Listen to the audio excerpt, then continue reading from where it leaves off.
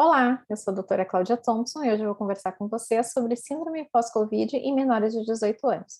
Antes de a gente iniciar a discussão desse tema, eu vou apresentar para vocês rapidamente um pouquinho da minha formação e das minhas linhas de pesquisa. Eu sou doutora em genética e biologia molecular, com mestrado na mesma área, com pós-doutorado em biologia computacional e bioinformática, professora da Universidade Federal de Ciências da Saúde de Porto Alegre, bem como dos programas de pós-graduação em biologia celular e molecular e ciências da saúde. Para a graduação, ministro aula nos cursos de biomedicina e informática biomédica. As minhas linhas de pesquisa têm sido focadas especificamente na área de evolução molecular, genômica, transcriptômica, metagenômica, filogenômica, análise filogenética e alguns outros aspectos também em epidemiologia, com interesse especial em neuroinfecções e Covid-19. Desde o início da pandemia, tenho trabalhado nessas diferentes áreas em relação à questão da Covid. Bom, hoje eu trouxe um artigo para vocês. Na verdade, esse artigo é uma revisão sistemática. A gente vai ver com um pouquinho mais de detalhe a seguir quais são as definições, o que é uma revisão sistemática, como a gente realiza uma revisão sistemática. Mas o importante aqui para nós é comentar que essa revisão sistemática é um compilado da literatura de artigos que tenham entrado dentro dos critérios de inclusão, tá? Em relação a um tema específico, que hoje é síndrome pós-Covid em menores de 18 anos. Então, esse artigo sobre o qual eu vou conversar com vocês trata sobre esse tema, mas ele não é um artigo original nesse tema, no sentido de que realizaram uma análise com acompanhamento de pacientes, etc., especificamente para escrever um artigo em relação a isso. Não. Esse artigo pegou informações de toda a literatura em determinado período, referentes a outros artigos que tenham feito um trabalho em cima da análise da síndrome pós-Covid em crianças e adolescentes, e eles tentaram compilar toda essa informação presente na literatura, tá? Então, isso é o que uma revisão sistemática faz. A gente pode definir uma revisão sistemática como um estudo secundário que tem por objetivo reunir e sintetizar estudos primários relacionados, né, similares, semelhantes em determinado tema, realizando uma análise crítica, uma análise sob um ponto de vista de qualidade dos trabalhos já publicados em determinado tema. A gente diz que é uma síntese do estado da arte. Ok, mas como a gente realiza uma revisão sistemática? Então, aqui eu trouxe para vocês um fluxograma, onde a gente pode ver os principais passos. A gente sempre tem que ter uma pergunta de pesquisa, né? O que a gente quer avaliar na literatura? Quais são os trabalhos que a gente quer avaliar? O que a gente quer ver nesses trabalhos? Então, você tem que ter uma pergunta, tá? Uma vez definida a pergunta, você tem que definir uma estratégia de busca. Ora, todos os dias saem centenas, dezenas, né, milhares de artigos relacionados a diferentes temas. Quais bancos de dados de literatura eu vou consultar? Quais vão ser os meus critérios? Por exemplo, eu quero trabalhar com Covid-19, eu tenho que fazer uma lista de critérios. Qual vai ser o tema? Bom, vai ser síndrome pós-Covid em qual população? Crianças e adolescentes, ok? Então, a gente está definindo o tema, certo? Uma vez definido o tema, você tem que fazer uma busca inicial por títulos. Então, você pode, por exemplo, buscar pelo título do artigo, você pode ler o resumo do trabalho e ver se ele se enquadra naquela sua pergunta de pesquisa, né? Os autores, no caso desse artigo que eu estou trazendo para vocês hoje, eles estavam interessados em síndrome pós-Covid em menores de 18 anos, então fizeram uma busca inicial, vendo o título de todos os trabalhos já publicados na literatura, lendo o resumo e vendo se enquadrava-se ou não dentro dos critérios pré-estabelecidos. Bom, uma vez a gente tendo os critérios de inclusão, os critérios de exclusão, fazendo a seleção inicial dos artigos, se parte, então, para a leitura completa dos trabalhos. para realmente verificar se aquele trabalho se enquadra dentro dos nossos critérios de inclusão, ou se ele precisa ser excluído dessa revisão sistemática, tá? A partir desse momento, eu faço a extração dos dados e começo a fazer uma análise da qualidade daquele trabalho com base em alguns critérios. Eu sintetizo todos os resultados e, finalmente, eu faço a redação do artigo científico. Esse fluxograma que eu estou trazendo para vocês, na verdade, é resultado de uma revisão sistemática realizada pelo meu grupo de pesquisa em relação ao tema de estudos de prevalência em Covid-19. Então, a gente gostaria, né, e fez, de fato, esse artigo está publicado, uma análise sobre estudos populacionais de prevalência da Covid-19 em um determinado período de tempo. Importante comentar, toda vez que eu tenho o objetivo de fazer uma revisão sistemática sobre o que tem na literatura, eu preciso estabelecer um protocolo, e esse protocolo precisa estar registrado em alguma plataforma. Essa maneira mais correta de se realizar uma revisão sistemática, porque aí você define os critérios, tudo pré-estabelecido. É claro que podem haver modificações no decorrer da pesquisa, mas tudo isso também precisa ficar registrado. E uma das plataformas onde a gente faz esse registro se chama Próspero. Então, aqui vocês estão vendo o registro de um estudo de revisão sistemática, já publicado pelo meu grupo de pesquisa, que está registrado no Próspero. Bom, dito isso, então agora vocês sabem que a gente está falando de um trabalho, né? Uma vez a gente tendo apresentado que é uma revisão sistemática, com o tópico de síndrome pós-Covid em menores de 18 anos. O que você queria avaliar nessa revisão sistemática? A validade da síndrome pós-Covid em menores de 18 anos. Será que existem evidências, indícios suficientes para a gente caracterizar essa síndrome em crianças e adolescentes? Então, eles realizaram uma busca na literatura de artigos já publicados nesse tema e realizaram uma análise em cima disso. E por que isso é importante? Tem alguns pontos bastante interessantes aqui que precisam ser trazidos. Uma análise desse tipo pode auxiliar na adoção de algumas estratégias, né, políticas públicas. A gente pode, por exemplo, melhor analisar a questão da importância da vacinação em menores de 18 anos, especialmente naquela população abaixo de 5 anos, onde existe hoje uma discussão bastante grande em relação à vacinação, aos benefícios, as vantagens de se vacinar essa população com uma vacina, né? É importante colocar que nós sabemos que não está atualizada, as plataformas vacinais ainda não estão atualizadas, mas é um dos pontos, tá? Então, é importante que a gente tenha uma visão bastante ampla sobre o tema, a fim de perceber quais impactos da infecção por Covid nessa população. Bom, uma vez dito isso, é importante a gente colocar agora como eles fizeram isso. Mais ou menos eu já dei uma ideia para vocês de como se realiza uma revisão sistemática. Então, foram analisados artigos publicados na literatura até 22 de janeiro de 2022, que tenham desfechos resultantes de síndrome pós-Covid em crianças e adolescentes, um segmento a partir de 2 meses da detecção da infecção, ou a partir de 1 mês desde a recuperação da doença aguda, com análise dos sintomas, a frequência dos sintomas, a duração e a severidade dessa manifestação. Uma série de critérios, né, são utilizados, eu não vou entrar em grande detalhamento em relação a cada um desses pontos. O que é interessante para a gente comentar aqui é que essa análise nunca é feita por uma única pessoa. Então, podem ser 2, 3, vai depender do grupo de pesquisa, como se estabelece isso, pessoas que estarão analisando a literatura, fazendo a seleção desses artigos, e caso elas entrem em conflito, se inclua ou não inclua esse artigo na minha revisão sistemática, existe uma terceira pessoa que vai ter o poder, então, decisório, tá?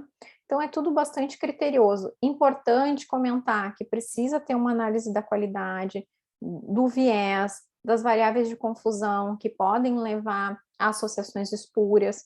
Então, existem uma série de critérios para que uma revisão sistemática seja feita com qualidade. Antes de a gente entrar especificamente nos resultados desse trabalho, no que se encontrou na literatura a respeito de síndrome pós-Covid, como a gente interpreta tudo isso, quais são as conclusões que podemos tirar em relação a isso, é importante relembrarmos o tópico hospitalização em menores de 18 anos. Nós vimos no vídeo anterior, que está disponibilizado para vocês no canal, esse gráfico, e nesse gráfico a gente pode observar que as taxas de hospitalização, elas são maiores nas faixas etárias de adultos, né? Então, por exemplo, acima de 65 anos, a gente vê as maiores taxas de hospitalização, na população de 50 a 64 logo depois entre 18 e 49, sendo que crianças e adolescentes apresentam as menores taxas de hospitalização. Então, a gente sabe, né, que crianças e adolescentes, eles costumam ter sintomas mais leves, portanto, essa taxa de agravamento da doença, que possa levar a uma hospitalização, acaba sendo menor. Bom, a síndrome pós-Covid é caracterizada por uma série de sintomas persistentes, tá? A partir de 12 semanas depois da infecção inicial e com duração de pelo menos 2 meses.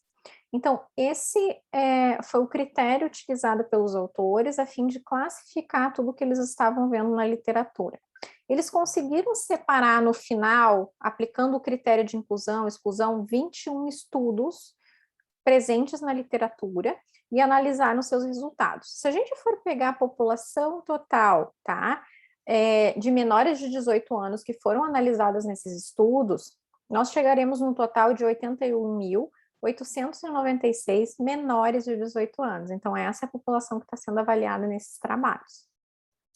Essa coleta de dados, né, sempre nos trabalhos, né, no que se viu nos trabalhos, teve um segmento de 2 a 7 meses, ou de 2 meses a mais ou menos 1 ano, e somente 6 estudos tinham um grupo controle. O que é um grupo controle?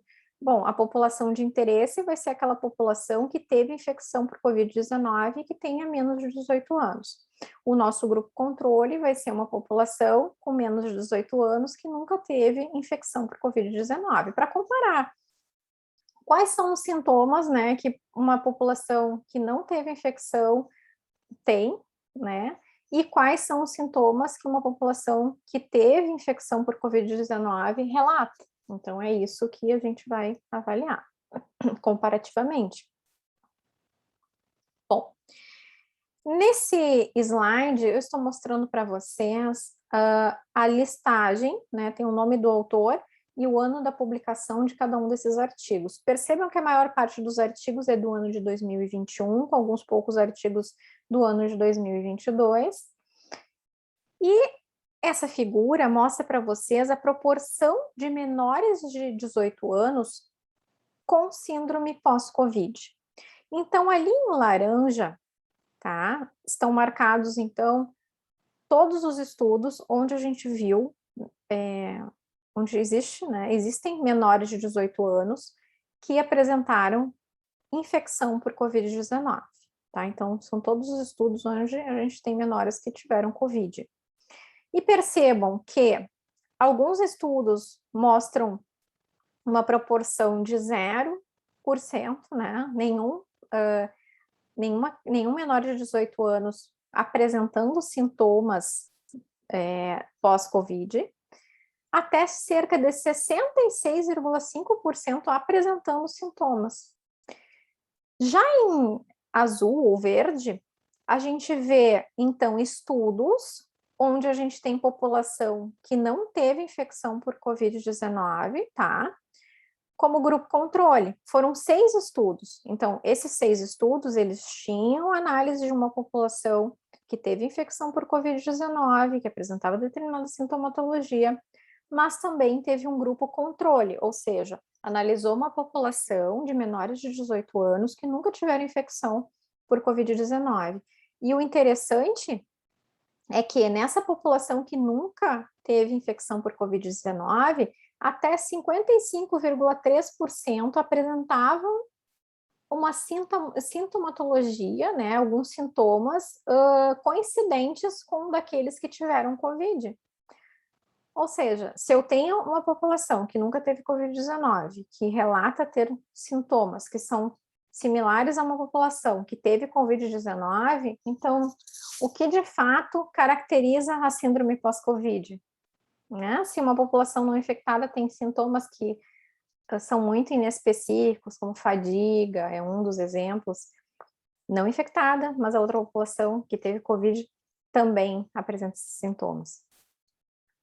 Bom, como eu já tinha dito para vocês, nesses 21 estudos, os sintomas mais frequentes, né, identificados para menores de 18 anos que tiveram COVID-19 são dor de cabeça, fadiga ou cansaço e tosse.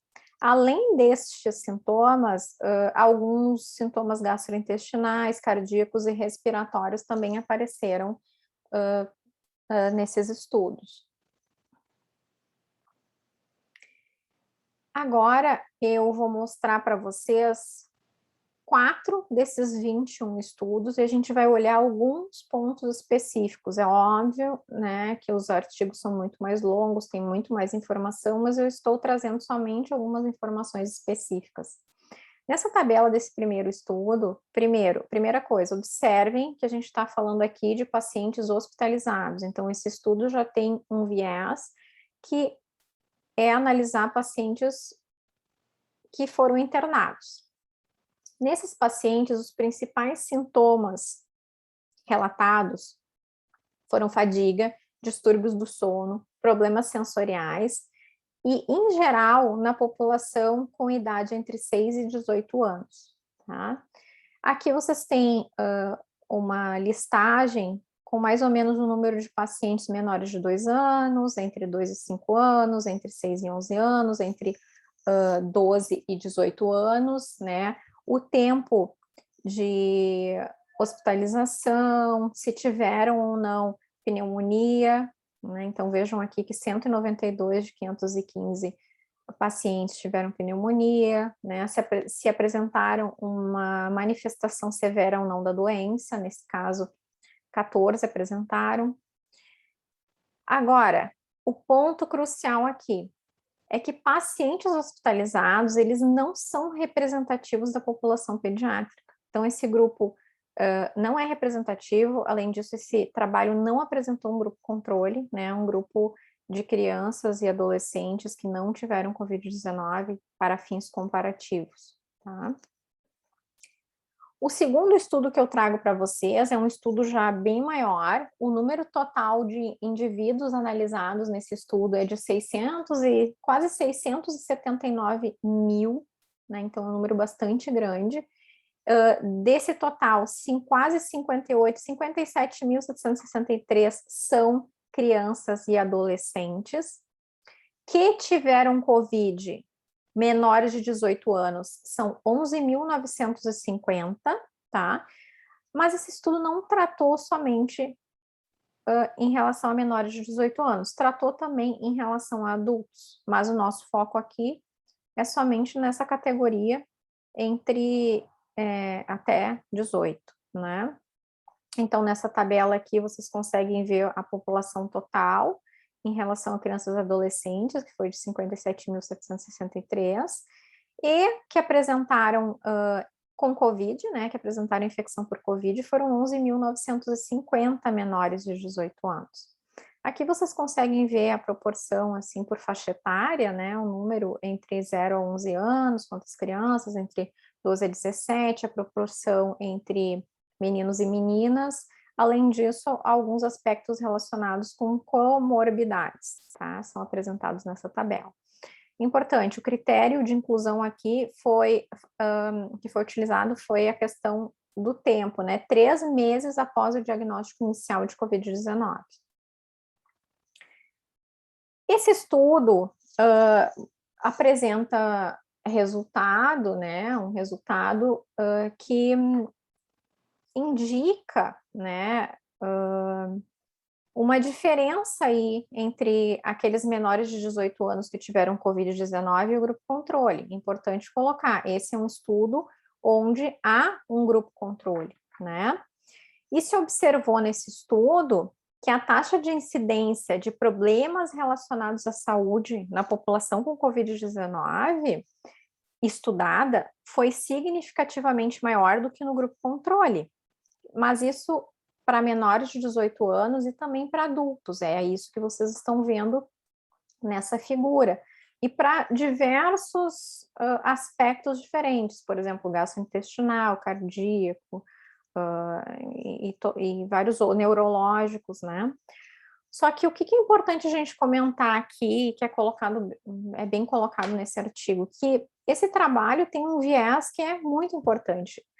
Antes de eu continuar, só para vocês verem, aqui em azulzinho a gente vê crianças e adolescentes, o que está em laranja são em relação a adultos, mas esse trabalho tem um viés que é muito importante, que está bem descrito ali para vocês do lado, que pacientes com COVID leve ou assintomáticos, eles podem estar subrepresentados, né? Então, assim, quem procura atendimento, quem vai até um médico, né, com sintomas e queixas e acaba com o diagnóstico de COVID-19, são aqueles pacientes com um quadro com maior carga viral, com um quadro mais acentuado da COVID-19. Então, todos aqueles menores de 18 anos com quadro leve ou assintomáticos podem não procurar ajuda ou não ter o diagnóstico, né? Então, isso leva a um viés muito importante nesse estudo, porque o fato de a gente não levar isso em consideração leva a estimativas de incidência que são maiores. Então, com base nisso, a gente tem que ler esse estudo com bastante cautela, né? É um viés bastante importante. Tem um outro estudo, que é um estudo espanhol, tá? Que tem um N, uma população estudada de 451 indivíduos menores de 18 anos, 82% deles apresentaram infecção leve, e também neste caso existe um grupo controle. O N, né, o número de indivíduos analisados sem infecção por Covid-19 foi de 98.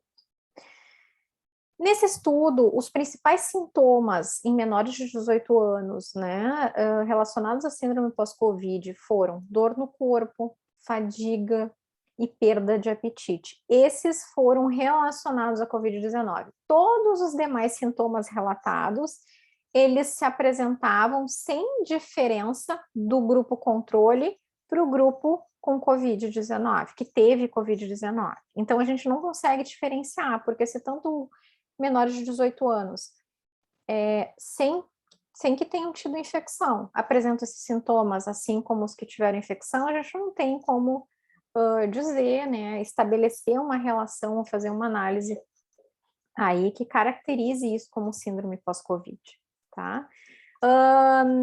66 casos, tá? Tiveram pelo menos um sintoma por mais de 12 semanas. Então, nessa tabela, vocês conseguem ver uma série de outros parâmetros que foram avaliados, analisados nesse trabalho.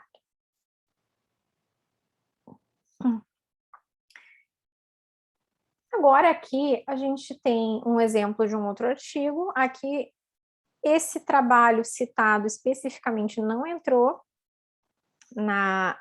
nessa revisão sistemática, porque se trata de uma revisão sistemática. Eu estou trazendo ele simplesmente para ilustrar o impacto que essa síndrome, que foi descrita como síndrome inflamatória multissistêmica pediátrica, tem, em termos de sintomatologia, locais, né, que são impactados com essa síndrome, tá? É uma manifestação mais severa da Covid-19, que foi relatada em crianças e adolescentes.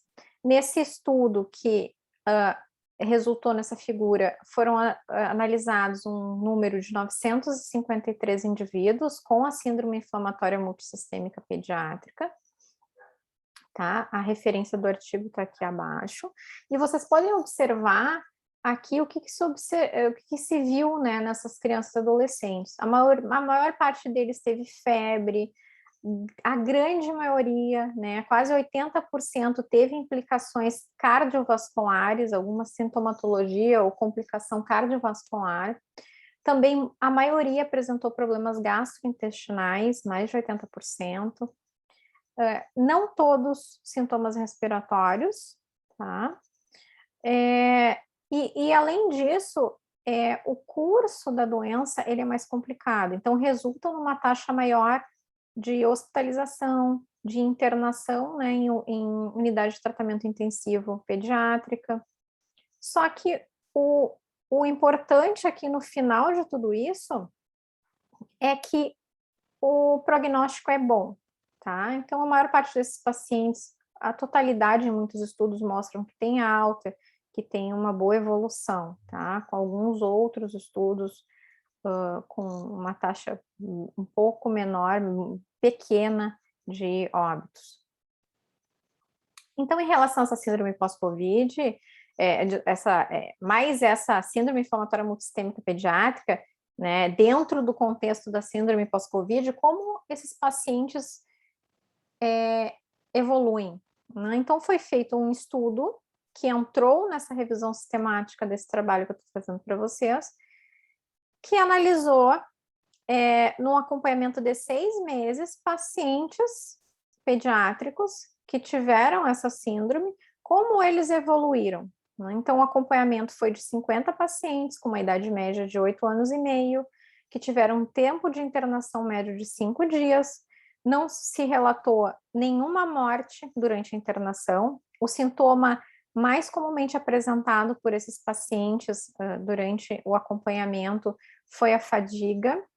A maior parte deles tinha comprometimento, alguma disfunção cardíaca, né, durante a apresentação aguda da doença, mas após acompanhamento, inclusive nos casos mais acentuados, mais graves, por ressonância magnética cardíaca, né, nesses pacientes de alto risco, indicou a não persistência de quadro inflamatório ou fibrose, o que leva a um prognóstico bastante favorável.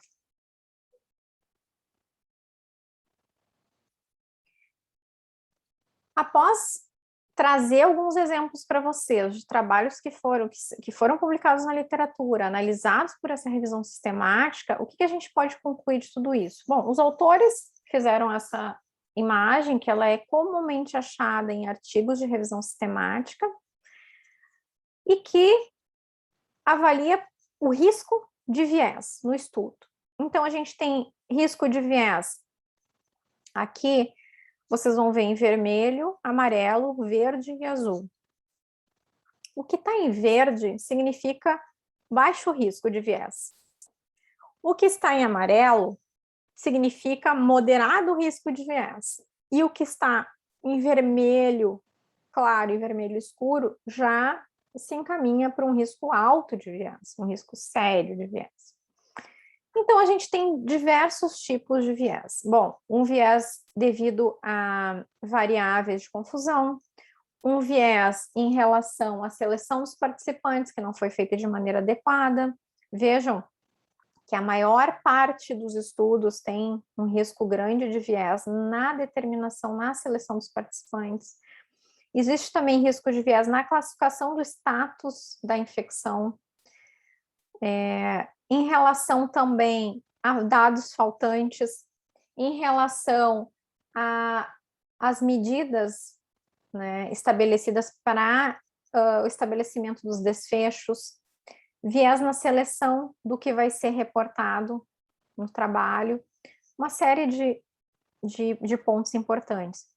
E o que se concluiu, com base na análise desses artigos, é que existe uma enorme limitação nesses estudos. Os dados são muito heterogêneos nas populações estudadas, os critérios de elegibilidade, de inclusão, as estratégias de amostragem não se apresentam adequadas na maior parte dos casos, não se apresentam análises estatísticas adequadas com um grupo controle. Lembrem, né, do que a gente comentou, somente 6 trabalhos tinham um grupo controle, além de uma falta de padronização dos casos e desfechos.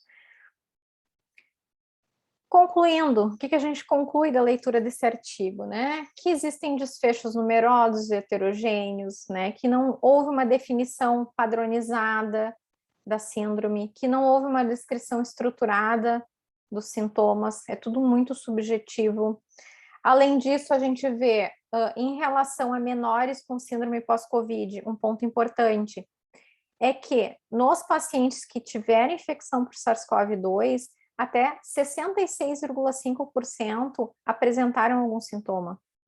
No entanto, nos grupos controle sem infecção, que nunca tiveram Covid-19, até 53,3% apresentaram sintomas que muitas vezes eram iguais a daqueles que tiveram Covid.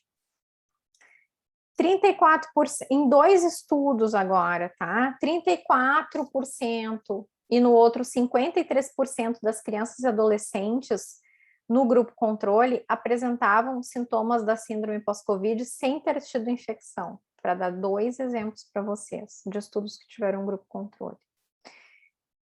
Todos os estudos têm algum tipo de limitação séria em relação à validade, tá? Além disso, a validade da síndrome pós-Covid em menores de 18 anos parece ser limitada e requer evidência metodológica mais robusta. E, no final de tudo, a gente tem que tomar muito cuidado com as interpretações que vamos realizar a partir dos estudos que estamos lendo. Porque, em função de escolhas inadequadas e condução metodológica inadequada, esses resultados, eles têm que ser lidos com muita cautela, tá? A gente não pode ser muito confiante e fazer uma leitura automática de todos os trabalhos, é importante colocar isso.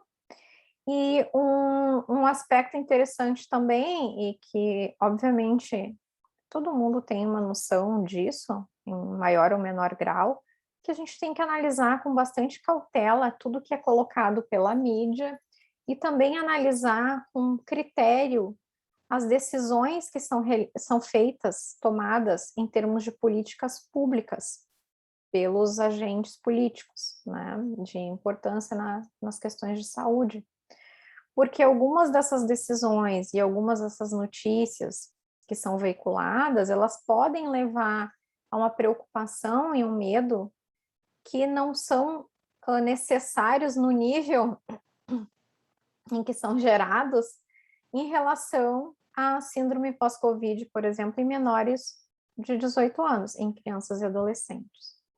Tá? Então, o objetivo de ter trazido esse trabalho para vocês, primeiro, era apresentar um pouco sobre o que é uma revisão sistemática, de que maneira, se a gente está pesquisando determinado tema, a gente pode fazer uma análise conjunta e crítica de vários trabalhos ao mesmo tempo, a fim de tentar entender se existem nesse caso, sintomas associados nessa população de menores de 18 anos que tiveram Covid-19, né? Qual é a confiança que a gente pode ter nesses resultados, a fim de tirar as nossas próprias conclusões em relação a todos esses aspectos.